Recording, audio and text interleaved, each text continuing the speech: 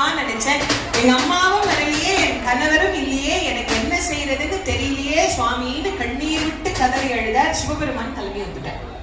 எப்படி வர்றாரா? ரத்னாவதியினுடைய அம்மா வடிவத்திலேயே வர்றார். வேற பெண் வடிவத்தில எல்லாம் வரல. ஏன்னா அவதான சொன்னா நான் உன்னை அம்மாவா நினைச்சேன், அதனால அவரும் அம்மாவாவே வந்துட்டார்.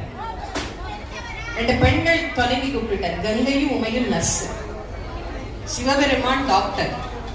உலகத்திலேயே அவரை மாதிரி ஒரு மருத்துவர் யாருமே கிடையாது. அதனால்தான் அவருக்கு வைத்தியநாத சுவாமின்னு பேர்.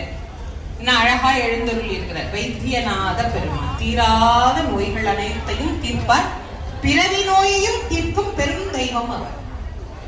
அவர் அங்க இருந்து அந்த காய மருந்தெல்லாம் கங்கை இருந்த தலையில ஒரு மூட்டையா கட்டி வச்சுக்கிட்டு நேரம் வர்ற. இந்த பெண்ணுக்கு என்ன தெரியும், பாவம் அவன் அம்மா தான் வந்துட்டாளா அப்படின்னு நினைச்சிட்டு ஏம்மா அவளை தாமதமா வர, மகளே காவேரியில வெள்ளம் வந்துருச்சுடா, வடிய விட்டு வர தாமதம் ஆயிடுச்சு, அம்மா எனக்கு கை கால்லாம் வலிக்குதுமா, இடுப்பெல்லாம் ஒடியுதுமா, என்ன பண்றதுனே எனக்கு தெரியலம்மா, மகளே ஆறுதலா இருன்னு சுவாமி கை வச்சார்.